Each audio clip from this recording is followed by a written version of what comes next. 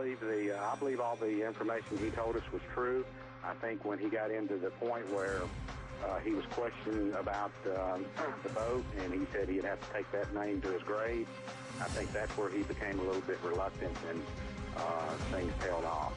But I do believe the confession without any doubt. Joran van der Sloot offering to meet with Dutch police following caught on video confession. With me tonight, Dave Holloway. This is Natalee's father. Joining us, also with us, the man who masterminded the sting, Peter de Vries. Mr. de Vries, the theory came out in Joran van der Sloot's confession that he wasn't really sure Natalee was dead when she was thrown into the ocean that night. Were you shocked when you heard that? Yeah, I was very shocked. Patrick was asking him, how can you be so sure that Natalee was dead? And then he said, well, I wasn't. She was just not moving anymore. She wasn't ticking anymore. And so I thought she must be dead. And then he dumped her into the ocean. And yeah, that's really shocking. When you first saw this video, I mean, I'm sure that Van der Rijm called you and told you what had been said before you saw it. But when you first saw it and you saw Joran van der Sloot giving this confession, what was your reaction? I was shocked by the disrespect he talked about Natalee. He called her a bitch and things like that. He called her a whore. Yeah. He called her a bitch for absolutely no reason. This girl had a sterling reputation. Yeah, and he's showing no remorse at all. He's telling that he didn't lose 1 second of sleep. Oh yeah, I'm pretty convinced by that, because it was not a slip of the tongue what he did. He did a full confession on tape, not once, not twice, but more than 10 times, and he did it. There were some days between it, and they were very detailed, and so I'm convinced that he told the truth. Till now, Joran always denied that Natalee died in his presence, and now he confessed that, and he told what he did with the body, and he told how he came home, what he did with the shoes. It's the complete story. Caught on tape, this is part of what Joran van der Sloot said on secretly recorded audio and videotapes, masterminded by Dutch investigative reporter Peter de Vries. What happened to her? What the F happened to her? I'm from Aruba. I know the beach. Joran, I'm telling you honestly, I know what happened to that girl. What happened then? She's dead, isn't she?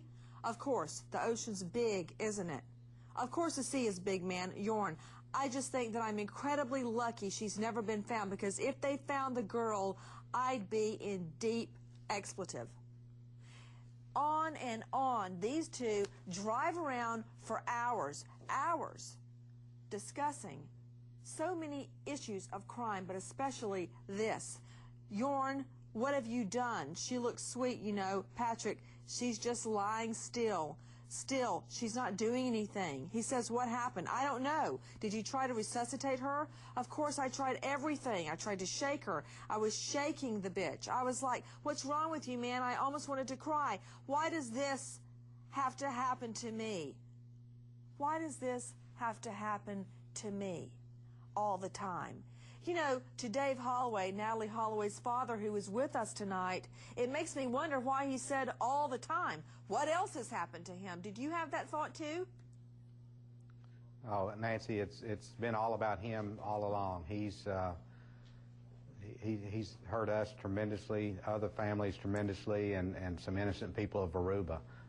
He has no remorse, a total disregard for anyone else except for himself, even his own family. And it's just shocking to me that someone could do this. It's just, Dave, I'm still reeling from it. You have lived through so many versions that Joran van der Sloot has spouted off. What are some of the inconsistencies you know off the top of your head?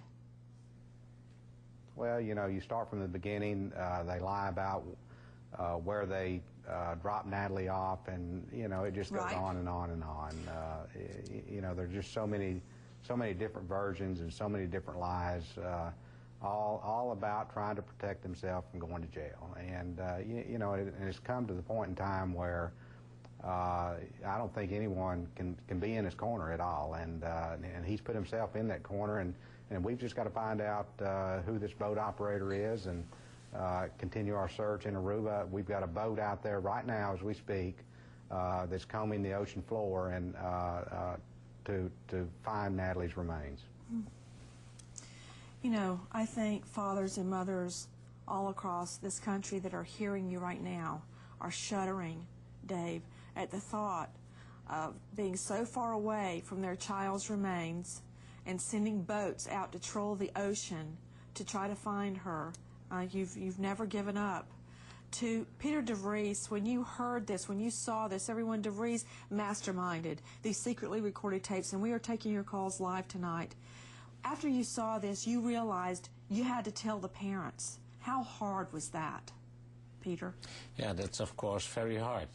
I'm an experienced crime reporter for 30 years, but it's always hard to tell parents what happened to their children when they are missing or murdered or raped, and well, that's very hard, and Beth was very emotional when I told her. You know, I thought I understood it, representing victims for so many years in court, but now that I have my own 2 children, I don't know how you do that. It must be very, very hard. It's the most difficult part of the job.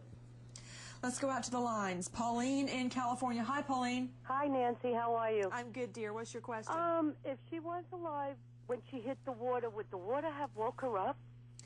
Well, I think we would have to know, wouldn't we, Dr. Edelman, what was wrong. If she had passed out, if she was in some type of a seizure, she may never have come to. That's true. Without a body, we're at an extreme disadvantage because there's no way of telling what actually happened with her. To the attorneys, Doug Burns and Mickey Sherman, Mickey, without a body, it's going to be very difficult to prove a murder took place. Do we have to take Joran Vandersloot's word for it that she suddenly died of a seizure? Well, that's not going to get them, home, and that's the problem. You know, the tape, which is excellent, I got to congratulate Mr. DeVries. I mean, just the technical quality is amazing, and the fact that he clearly had no idea he was being videotaped. Unfortunately, now, however, he doesn't say, I killed her, and I hate to say that so clearly to her dad here, but he doesn't admit killing, and that's a problem. You know, and also he lies about other things.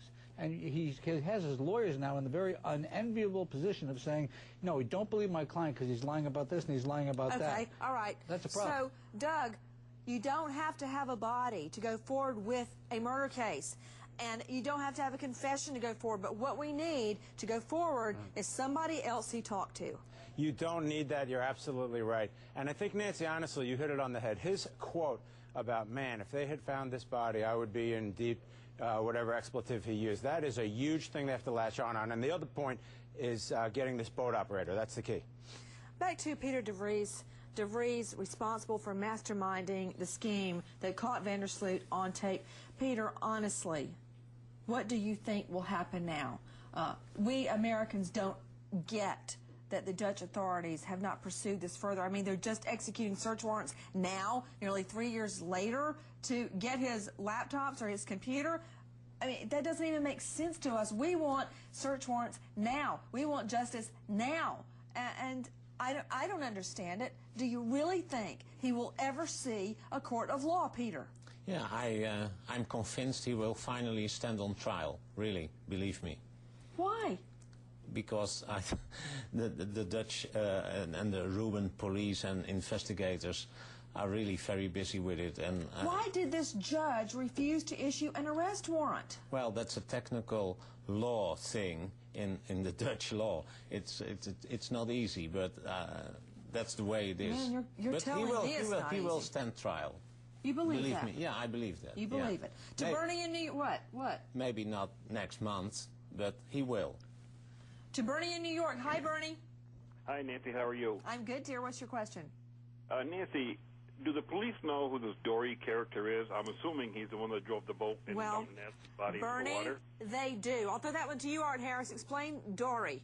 Well, Dory was the so-called friend he picked to blame, helping him carry the body to the boat. The Dory he named, however, has an alibi. He was in Holland at the time. There is another Dory, I understand, who is being ruled in or out, but most people don't think it's Dory. What about that, Peter? Is there another Dory? Yeah, there is. Sure there is, because the dowry who is in the news now is not mentioned by Joran. It's the wrong dowry. So there is another dowry? There's another dowry, yeah.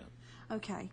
I've just got to ask you why you think this will land in court, because I'm afraid it's over. If they haven't arrested him now, will they ever? They are working on it, and there are a lot of suspect circumstances. Well, I've got to ask you something else very quickly before we go to break.